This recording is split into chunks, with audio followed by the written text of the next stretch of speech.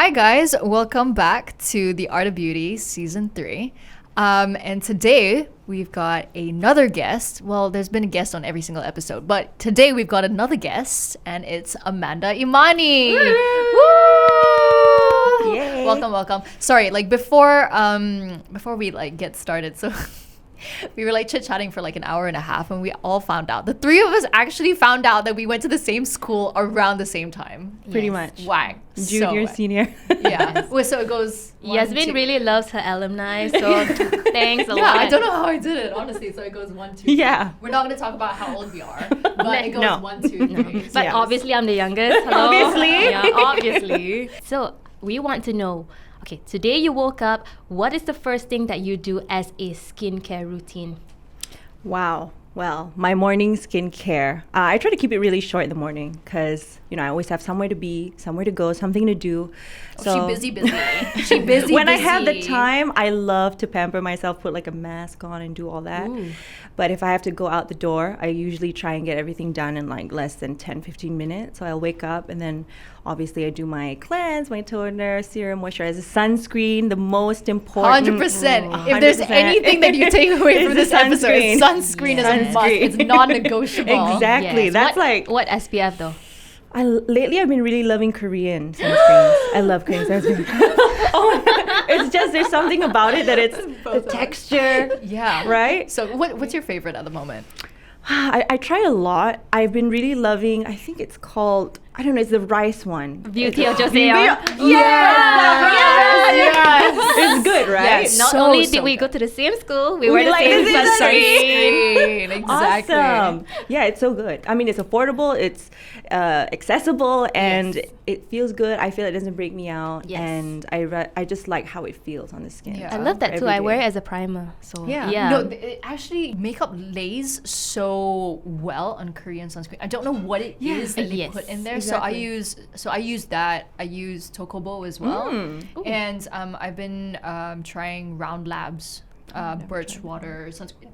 All Korean. Is it Korean or Japanese? I can't remember, but so good. So good. And I feel like my makeup just lays so well. Sometimes I skip moisturizer completely Yes. actually. It's about It's just enough. Yeah, it's literally just enough Yeah. moisture on my face, and it acts like such a good base. Yeah. Correct. So anyway, sorry. Yeah, and the Amazing. foundation glides really well. Exactly. With the 100% sunscreen sure. alone. 100%. Yeah. Yeah. And you take 10 to 15 minutes Yeah, to with get my ready. makeup included. So I'll usually will do. Wait, Yeah, what? I mean, Girl, I try how? to not when I was much younger. I used to spend 1 hour doing my makeup because I love doing bright, bold eye look. I still do, Yeah.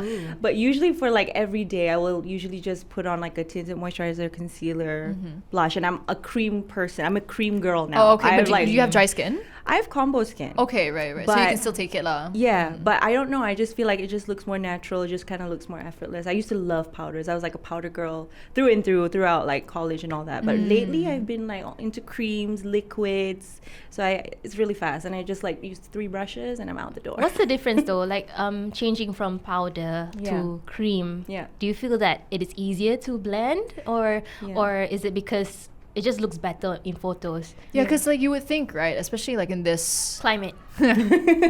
Malaysia Yeah. kan, it's hot, humid, disgusting. Hot. Yeah, the thing is, I agree with you. Mm-hmm. A lot of the stuff that I use is I'm very cream heavy and all of Yeah. that, but it doesn't last. That's Yes. the problem, right? I'm just sweating all the time. true. It's so gross. Especially if you have oily skin. Yeah, I'm an oily gal. I'm an oily that's gal. why. Yeah. I think for me, it's I just think that it blends easier application wise. It's just easier to blend, and there's less layers that you use. Because I would still use a powder, but just on top of everything finishing. else. As a finishing, yeah. Right, Instead of going in with powder and then powder bronzer and then powder blush, I would just do the whole thing, foundation, concealer, cream blush, cream highlight, cream bronzer, and then set everything with powder. Reinforce. But I Okay, do touch got up you. throughout the day. I just find that it just looks more natural, in person. Yeah. If I'm just running errands, if I just have meeting friends or something, then I'll do a really light kind of like So 10-minute glam. So you are super busy, and we know that your skincare routine is really simple. 15 minutes, hello. In the morning. At In the- night, in it's the like a morning. little bit It's more a different expensive. story. But we want to know, like, what is your stage makeup routine? When you go on stage, when you wow. have to perform, what is the difference between a natural makeup look? Sometimes makeup artists, they have different types of makeup. Bridal makeup, they have artistry, example. yeah. So what about you when you go on stage? Because just to like add on to that, because application for like, okay, so I've realized that there are 3 different kinds of like makeup application depending on where you're going, right? Right. So there's like in person, Yeah. Yep. right? There is like events, right? When you're under like big lights and stuff, and then there's on camera. Yeah. So like with the previous recordings, I was just wearing like just regular schmegular, Regular like my everyday makeup, and like it wasn't translating the same. Right. So like that's why today, like I don't know if I look different or not, but like I don't know. But I realized because okay, so you guys can't see this, but there are literally 2 lights here, 2 lights here. There are lights on top of us as well. Yes. Behind the scenes secret. So we're lit differently. But obviously when we walk outside, like Yeah. I look kind of cakey. I won't lie. In real life, I look kind of cakey. Hopefully, I look flawless lah when you're looking at me right now. So yes. So carry on.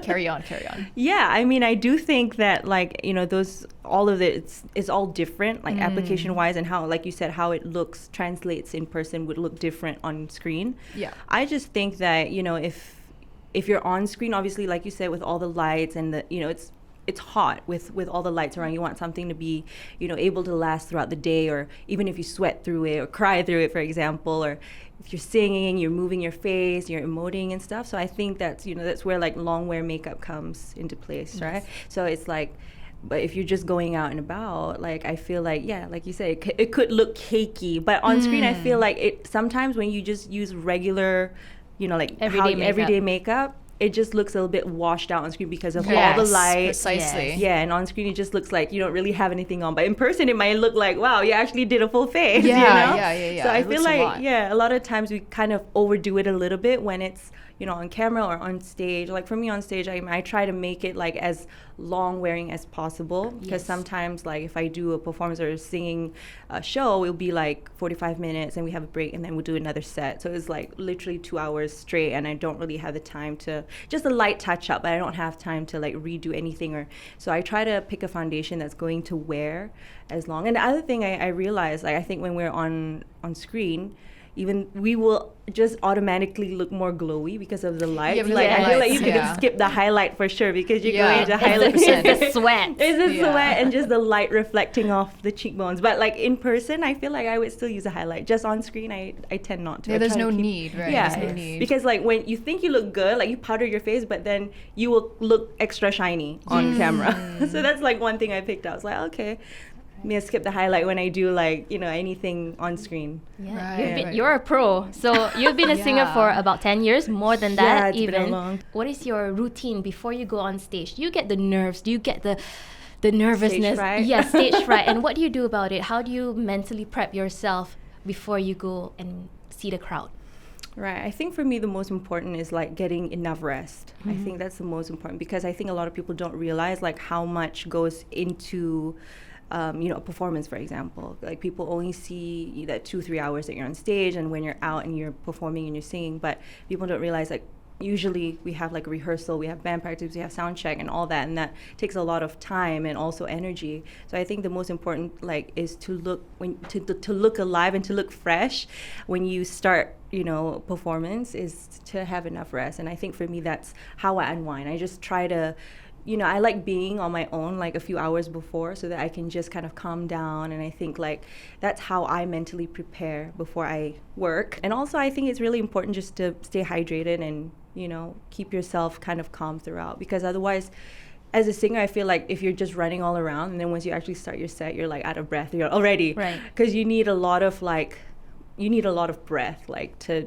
do a 2-hour show, for example, Right. and you're doing like 20 songs. As a singer, do you have like a particular pantang or petua that you, a particular diet that you have to go through before you perform? Because sometimes Yeah. I do hear like Whitney Houston, she doesn't eat certain things Right. before she goes on Yeah, stage, yeah, and yeah. like Celine Dion, she doesn't drink coffee. Wow. Yeah. I mean, Not me. before Can't the performance, relate. yeah. Like, I think for me, it's just I try to take like honey lemon like as much as I can, like the day before and before the show itself. Because it's soothing for your throat. Yeah, it's soothing for the throat, and I try to take it warm. I Right. try to avoid cold or icy drinks, but I mean sometimes I still sneak it in there depending. Like sometimes like right before the show, I'm like, no, I need a nice coffee to give me that boost, you know. So I don't really have like do's and don'ts like diet wise or drinks wise, but yeah, I just try to not overuse my voice too much, or I don't try and overexert it. Like the day of and the night before. Do you get a vocal break? Like you don't talk to anyone before? Not really, no. Yeah, there's some people who do that, Yeah, right? Harry does that. I find that like, because usually we have like a warm up like right before we do a show. I find that the more I talk to people, and that's kind of already my warm up. So then it feels like, you know, I don't have to do as much like right before. I feel like if I just keep quiet, like when I start, my voice will just be like, it takes more time, I guess, to open up. So throughout the day, I'll try and talk, but a little bit softer, just to reserve that energy and to reserve the voice. Yeah, but other than that, it's pretty much like my normal everyday. Okay, 2 questions. Yeah. Suddenly they just popped up like in my head. First question, is it true that milk is really bad for singers? Dairy? Yeah, I think so. Right? Yeah, D- I actually like- stopped taking dairy, Oh. like Dairy. in drinks. What Yeah, happens if you because- do? I just find that it gives you this like mucusy. Yeah, that's Yeah. right. Can you try That's it what now? I've heard. Oh my! I don't know. I don't drink milk. I don't Oh, drink so dairy. no milk in your coffee. That's I take why. oat milk. Ah, Cold brew. Okay, Cold brew. understood. Yeah, Got but it, I got mean, it, got I it. like desserts and stuff, pasta, cheese. I'll take that, like if it's Okay. cooked. But I just try to avoid milk, like drinking milk. Okay. And I find that also it helps with like acne and stuff. Really? Beauty wise. Yeah, Ooh. beauty-wise. Okay, anyway, sorry. That was And like the sugar first too. question. I noticed that Yeah. if I stop taking sugar, Yeah. like the That's true. desserts, and actually your skin actually clears up, Yeah, which is yeah. crazy. Yeah, it is. Yeah, I think diet plays such a big role. I mean, I'm not a Of doctor course. as well, but I think that when you, because everybody's different, and when Yeah. you do this trial and error with diet, and it's somehow you know what's best for your skin. I think you Yeah. like trial and error. You kind of figure out what works, what doesn't, and like what helps you, what keeps your skin clear, what Yeah. doesn't, and what Yes. contributes to flare-ups, whether it's like eczema or acne. Yes. Yeah, I think people forget that like your skin is an organ. I know Yeah. that's a really weird way to like think about Yep. it, but like your skin is literally an organ. So like Yeah. what you ingest Yes, is you gonna get show out. here. It's gonna show up somewhere. Yeah, exactly, Yeah. exactly. And it's gonna be on your skin, That's right? true. Yes. Anyway, sorry, that was like the first question. Second question. When you're on stage, okay, so like I'm the type, like sometimes like when I'm like in the middle of doing something, I'll like termenung. It's not because I'm not listening to you. It's Zone just out. I'm you just you know, zone I out, just yeah. have like a moment where I'm like, oh God, like did I lock my car? I'll just be thinking Random about something thoughts. like really Right. random. When you're on stage, do you ever have like those thoughts like, oh God, like what am I eating for dinner later? Like, oh wait, hang on, did I Texas switch chicken. up like did I take my clothes out of the laundry machine? Right. Like, you know what I mean? So I mean, sometimes I think I have that like when I'm just kind of waiting around, like during sound check or rehearsal, like because it's not as, I mean, I'm not really like performing. I'm just kind of testing out. So I'll be walking around and I'm just like waiting and like kind of listening, and then I'll think about the most random things. But like it's more like, okay, should I stand here? Like it's kind of still work related, I guess. and okay, right, Yeah. right. do I have right. enough water? Where should I put my water? Like that kind of stuff. But Okay, yeah, so I it's do work definitely. related. That's so professional. Yes. Sorry. Yeah, and then you have me on the other hand being like what am I having for like lunch next week? So, like being on stage, does that somehow trigger any sort of emotion that you have in you? Because we want to know, because not everybody has the ability to go on stage and have the That's a lot of eyes, Yeah. man. That's a lot of eyes Yes, looking at you. Yeah, you know? Yeah. do you get that nervousness, and does that somehow heighten your anxiety if you already have it? And what do you do about it? I would say, I think when I first started out, I definitely had like more anxiety, stage fright going on stage, because I was really young when I started. I started singing at 16. So I was at the tail end of my high school year. And I think I was just, you know, like I was kind of like a teenager, and I wasn't a very loud or, you know, extroverted person anyway. So then going up in front on stage and having to perform and address people and have eye contact and, you know, kind of, you know, interact with the audience was a bit nerve-wracking in the beginning, but I think, you know, after doing it like a few times, Yeah. and you just kind of get used to it, and then you realize that people are not as bad as you think. Like, they're actually really welcoming, and a lot of times they actually want to see you perform. And I think that's somehow I felt like when I'm on stage, I'm more comfortable Then off stage. Yeah, it is. Like, it's a very weird thing because I am still pretty much an introvert still. But, like, yeah, being on stage requires me to, like, be kind of, like, open and always making eye contact with people. And, sometimes we, interact with the audience, like, when we're singing. Like, I'll either go down, I have someone come up, and I don't know, it just, like, it feels like something takes over you and you're, like, this different person. And then when I go backstage, I'm like... silent, so it's like, I don't know how to, I wouldn't say like I have a different persona or anything. I know like Beyonce does, right? But Sasha Fierce. Sasha Fierce, like I don't have that. I don't think it's just like, it's like a on and off switch, like when I'm performing, or even if I'm at an event, for example, like it's just like a different I don't want to say character, but you just kind of like switch on this little different facet of yourself. And then being in the public eye as an introvert, how does that translate? How do you separate yourself from the real you and someone, example Sasha Fierce, for as an example? I think it's again like experience, I think, and just being comfortable with yourself and what you have to offer, I think is really important as well, because sometimes I've learned in this industry, like when I first started, I was very reserved. And I think, throughout the years, you just tend to open up more after you meet more people. And then, you get to know people. And when you meet them again, it's just a lot more comfortable just saying hi. But I used to always have an issue, like, going up to people, like saying hi or introducing myself or, whatever. And I have that problem, too. Yeah, it's kind of awkward. Like, honestly, sometimes you're like, oh, I know this person from Instagram, for example. But then... is it weird, like, if I go up and say, like, hi, like, they'll be thinking, like, who are you? Like, do I know you? Like, you always think of all these things. But then, like, lately, I think the last few years, I just, like, was like, you know what? Just do it, whatever. So, and most of the time, like, I would say 99% of the time, they welcome you saying hi to them. And they actually like, some people coming up to them and recognizing them or admiring what they do. So I think, in the end, it's just about, like, I guess being confident and comfortable enough with who you are. And the vibes that you give, you get back.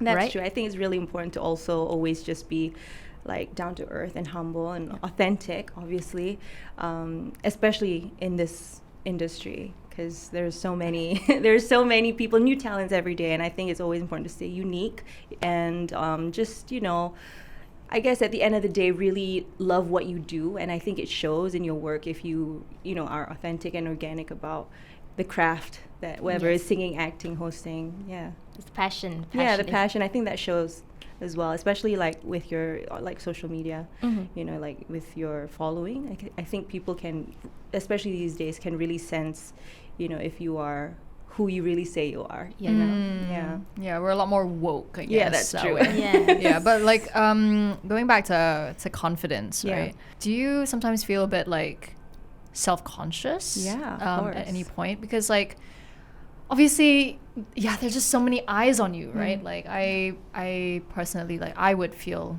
the pressure, like even just like little things, like, oh my god, is this like something like in my teeth, like does my foundation like on my face like match my neck, like like just really like in hindsight it seems very small, very dumb, and like and whatever, but like do you ever feel like when you're on stage you feel very self-conscious of like the way you look, the way you present yourself, like the way you come across? Of course. I think especially if you're a lot younger and you're kind of still finding yourself, and I just think that if you haven't had like that self-confidence built enough, like you just feel like, wow, am I lacking something? Am I overdoing something? Am I dressing too loud or not enough, or am I underdressed? Like all those things go through your head. I definitely had those thoughts before. But I think at the end of the day, it's like, I think, again, just being comfortable in your own skin, because apart from singing, I also do some freelance modeling. So it's difficult, honestly, because in this industry, I think when I first started, everybody was expected to be a certain size, a certain height, a certain, everybody had to have a certain look.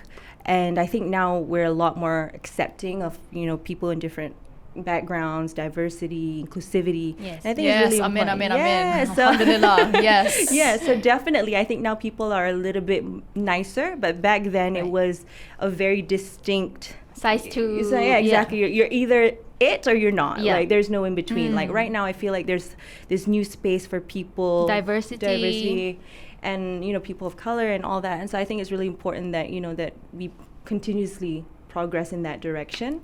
So it's nice to see, and I think because of that, people are a lot more accepting and nicer to you as well, in terms of like giving you opportunities or allowing you to step forward and kind of have a bit of that limelight, as opposed to people back then. You were either an OG model or you weren't. That was you it. were either a size or no. 00 Yeah, or exactly. 0 That's or right. Or nothing. Yeah, nothing. Correct. Yeah. Okay, so like going back to like what you were saying, right? Like when you first started out, and having those like I guess pressures like placed on you, to look a certain way, right? So like how did you? I don't know. Like what was your like thought process to begin with? I think at first, definitely, like when you start out, like people would just, because if you're new, people will definitely just say, oh, you're this, you're that, or you should be more like this, or you should do your hair that way, or you shouldn't wear this much makeup because you're so young, or maybe you should lose a size, or like a million things. Like I've heard everything. Yeah, because some people get comfortable saying that. Yeah, though. and like, to them it's all right. Like they'll just say it out, and they don't think like it's going to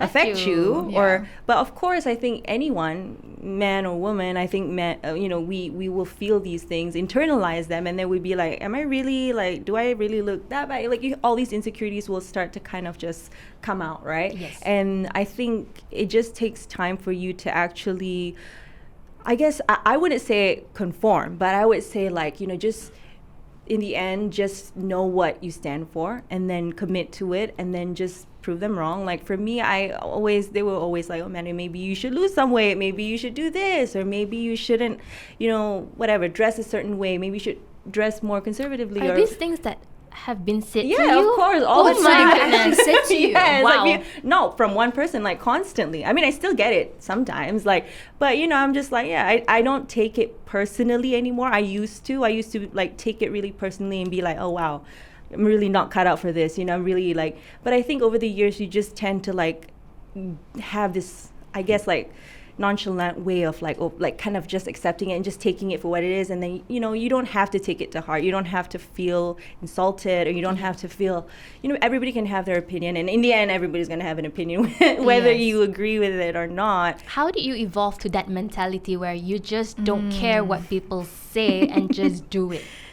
I think it's difficult, honestly. I feel like definitely peer pressure and pressure from the industry, and obviously those things, like sometimes like if you go for a shoot or something and they have all these size, like dresses like lined Sample up, sizes. and sometimes you feel like, oh, maybe I won't fit into that, or maybe it's going to be too long for me, or like, you have all these things. So there's a lot of pressure that goes into it, but I think at the end, you're gonna have to just say like, this is me, like, and this is what I do. I know what I'm good at. I know what I can offer. I know what I can bring to the table. And, I hope that you can see that. And if you do, that's great. And if you don't, there's a ton of other people. Move on. Exactly. Walk on. Because if you don't want it, someone else, will appreciate you for who you are. 100%. Yes. So I think it's just finding those little, niche of supporters that will accept you for who you are, what you do, and what you have to offer. And I think that's, at the end, what you really want anyway, because you don't want people who are just kind of like fakely supporting you, or just kind of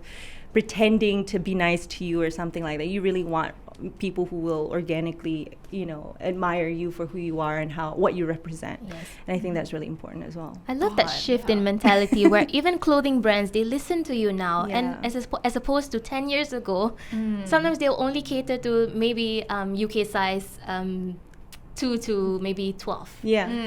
And especially in Malaysia, where the Yeah. average size is about, I think, UK 10 medium. Yeah. Is medium. And sometimes it's just so frustrating, Yeah. especially for me, because I went through fluctuations in weight. And sometimes in the store, the biggest size is medium. Yeah. And it's different now. Yeah, they have different sizes. Correct. And I think that's great. Yeah.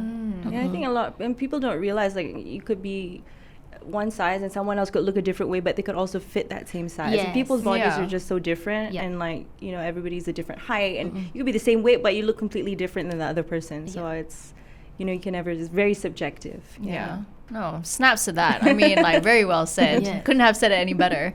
But yeah, I think like sometimes like all this pressure, right, it ends up, I don't know, influencing people to do certain things that they wouldn't have considered before. So like, for Yeah. example, like plastic surgery, right? Yeah. But like, with that being said, let's just be super honest. Yeah. Would any of you guys ever consider doing plastic surgery? I've always thought of that, Right. but I think that one thing that do hold me back is actually religion. Right. Yeah, because I guess somehow with religion you have that something to hold you back, something as a guide. Yeah. But I think if I had no religion, I Yeah. would just do it. Yeah, Yeah, why yeah, not? yeah, If yeah. it makes you feel good, Right, go ahead. So I have no exactly. judgment on anybody who wants to do plastic surgery Yeah. because at the end of the day, if you feel good, that's all that matters. Yeah. In your own isn't skin. it? Yeah, Yes. yeah, mhm. yeah. Yeah. No matter like Yeah. what you do. How about you? Would you do it?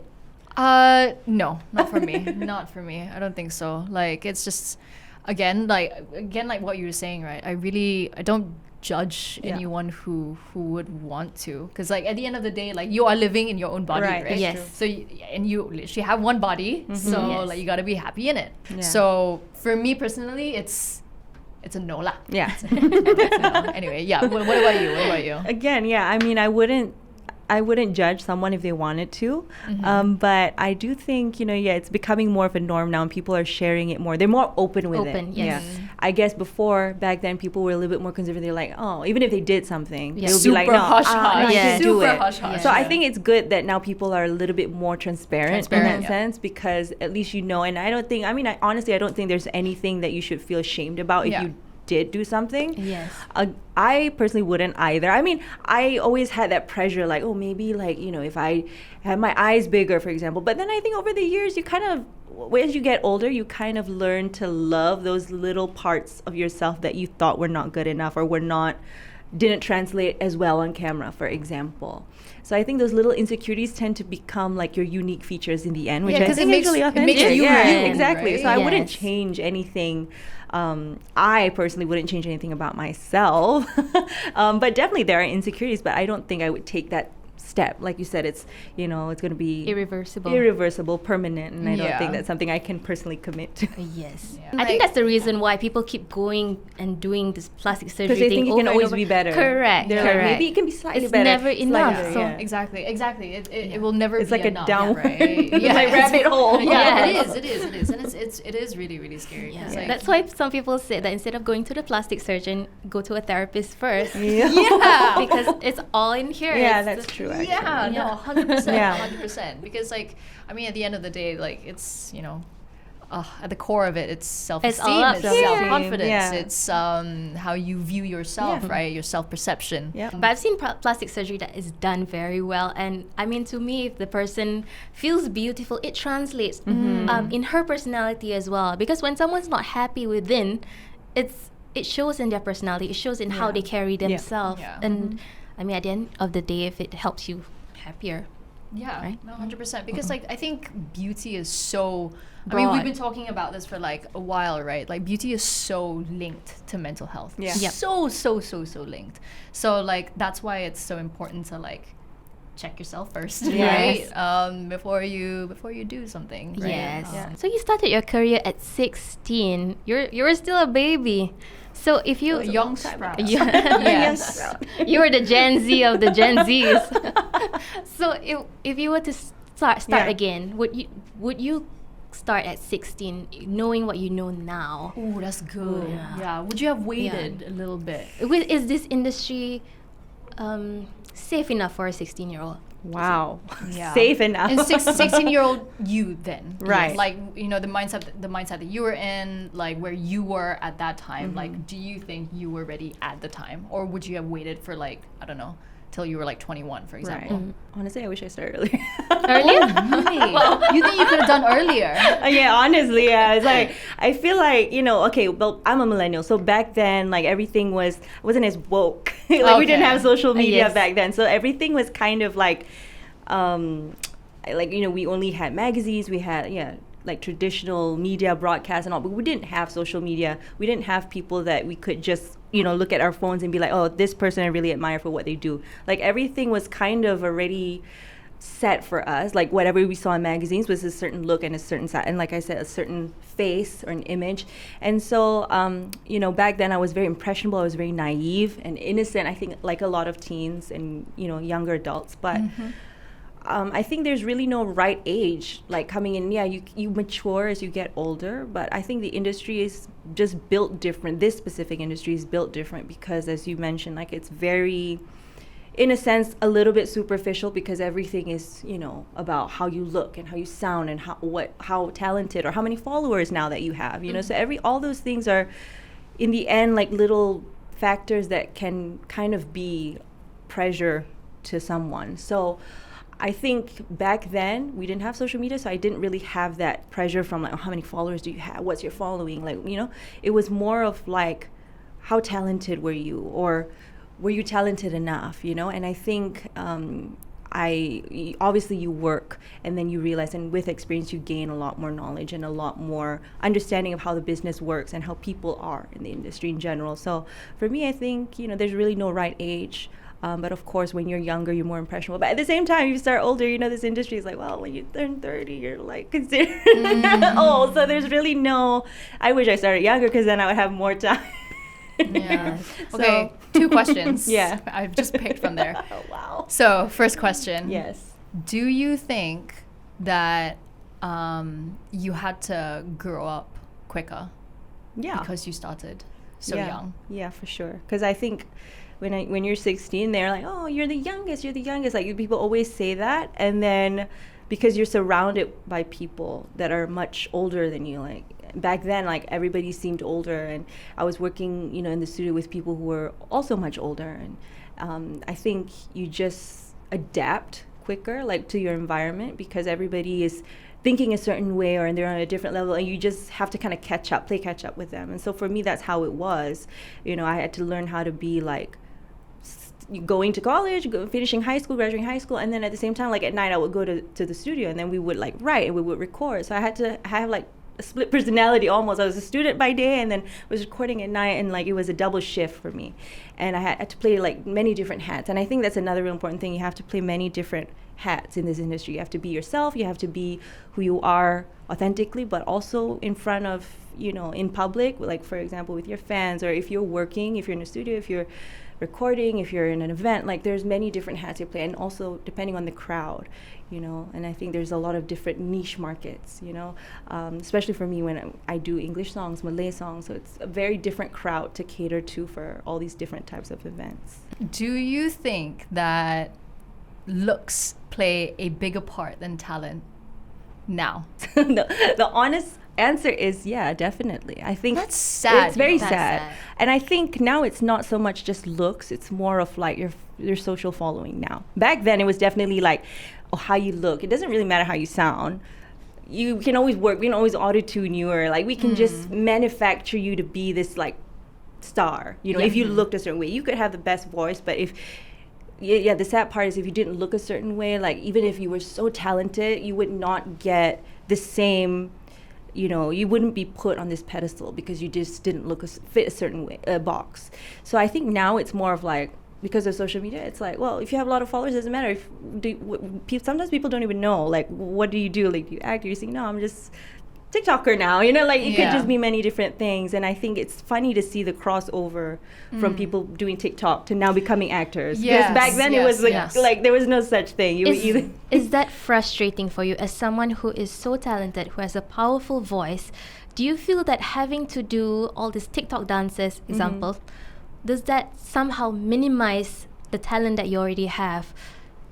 I think, you know, it's just the industry landscape just constantly changes, and I'm pretty sure after TikTok and Threads and all this, there's going to be another app, and there's going to be a different benchmark of what success looks like to some people. So for some people it's followers, to some people it's fame, to some people it's how much you make, right? So I think for me it's a bit of everything, and that's important to have the balance. I think you shouldn't always, because one day maybe Instagram's not going to be around and nobody cares if you have 3 million followers or not. I don't know, maybe 10 years down the line.